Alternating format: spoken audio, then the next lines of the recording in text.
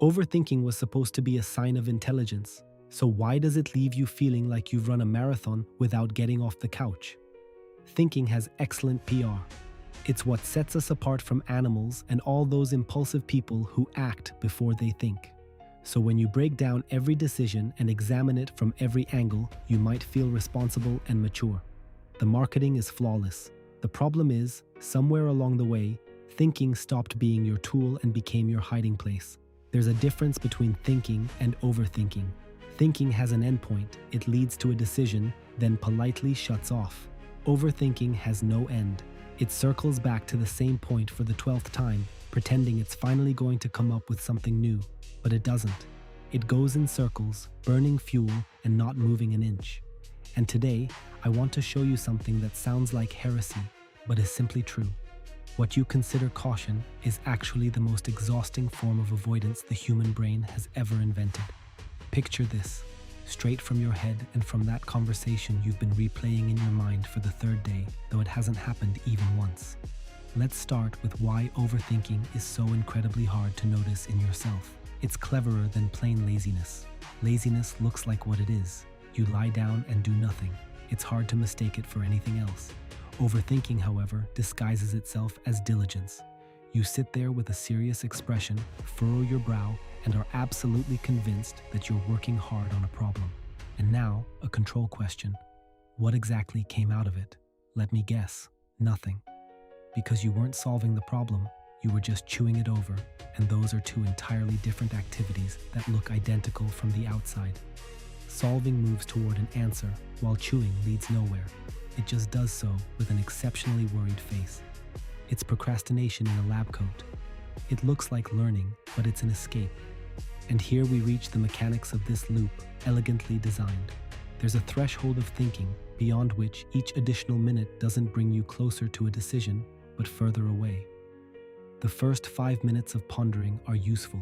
You gather facts and see the issue more clearly. Yet afterwards, the curve flips and every new thought adds another layer of, what if I'm wrong? And what if there's a better option I haven't seen yet? The longer you think, the more doubts you have. This is analysis paralysis, working exactly as it sounds. You analyze a move so long that in the end, you make none. It's a bit like a restaurant menu. At first glance, you know what you want, but you keep reading and reading some more.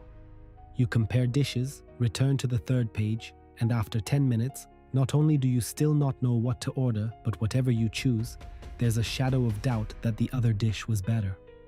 The longer you stare at the menu, the less you enjoy the food. But the most costly part of overthinking isn't even the decisions you don't make. It's how many times you live through things that haven't happened yet, and likely never will. Tomorrow, you have to face an uncomfortable conversation, whether it's with your boss or someone close to you. And what are you doing today? You're having that conversation in your head, not just once, but 40 times in 40 different scenarios. One where they get angry and counter every argument you make. Another where you break down in tears, even if you've never cried in your life. You're writing a full script for a movie that will probably never see the light of day. Then the conversation finally happens. It lasts 4 minutes and goes nothing like any of those 40 versions because the other person kindly didn't read your script.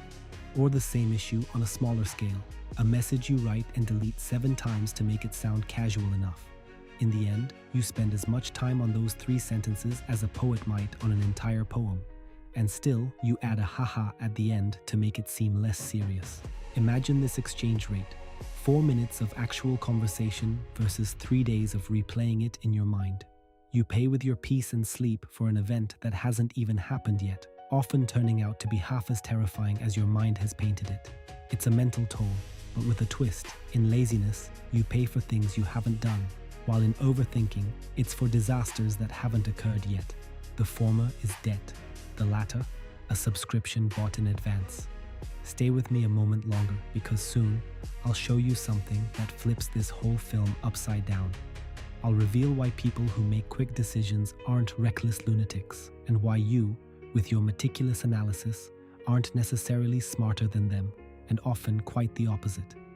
But first, we need to answer one question that has been looming over this from the beginning. If overthinking is so exhausting and unproductive, then why on earth do we keep doing it?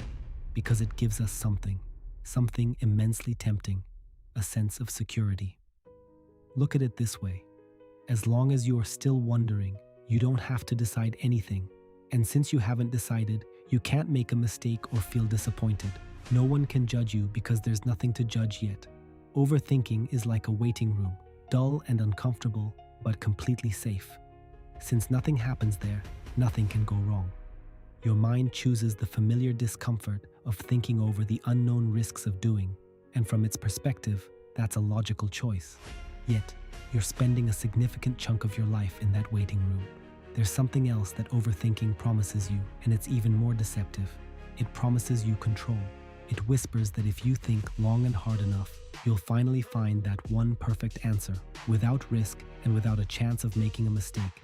And that's the lie at the core of the whole mechanism, because such an answer doesn't exist. With any meaningful decision, you'll never have absolute certainty. There will always be some risk and a quiet what if. Overthinking sells you the pursuit of certainty, which by definition can't be found. So you search endlessly, paying with your real peace of mind, trying to buy a currency that doesn't exist, before you think that the whole point is just think less, take a breath. It's the silliest advice you could give someone struggling with overthinking. It's like telling someone who can't sleep to just fall asleep. Thank you, genius. Why didn't I think of that myself? Here's the catch that changes everything. You can't think your way out of overthinking. You won't think your way out of the loop because thinking is the loop itself. Trying to solve overthinking with more thinking is like trying to put out a fire with gasoline just because it's handy.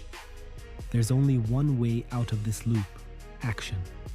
Because notice what happens in the second you actually do something, send that email or have that conversation. The whole mountain of imagined scenarios crumbles in an instant because suddenly you have something thinking can't give you: solid reality and concrete feedback instead of 40 made-up versions. And 9 times out of 10, this reality turns out to be more bearable than the mildest scenario your mind conjured up over 3 days. That's why people who make quick decisions aren't less intelligent than you. They've simply grasped one thing: decisions aren't made when you feel ready, because that moment will never come. You make a decision based on good enough data, accepting that it's incomplete. You gather as much information as reasonably possible, set a boundary, and then cross it before you feel comfortable. Because comfort arrives only after action, never before. And here we reach the conclusion you probably didn't expect when clicking on a video about overthinking. All that intelligence and maturity that overthinking pretends to be are actually the most exhausting ways not to live. It's standing still with such intensity that by the end of the day, you're as tired as someone who truly experienced something, with the difference that they have one real event behind them and you have 40 imagined ones. And that's precisely why, despite all the noble PR thinking has, endlessly overanalyzing everything is really, literally, a pain in the ass. If you recognize yourself in at least 3 of these points, congratulations. You're a completely normal person with a fully functioning brain that just enjoys playing tricks on you. I recognized myself in each of these, one by one, and I edited this episode for a week longer than necessary because I couldn't decide if the punchline was good enough.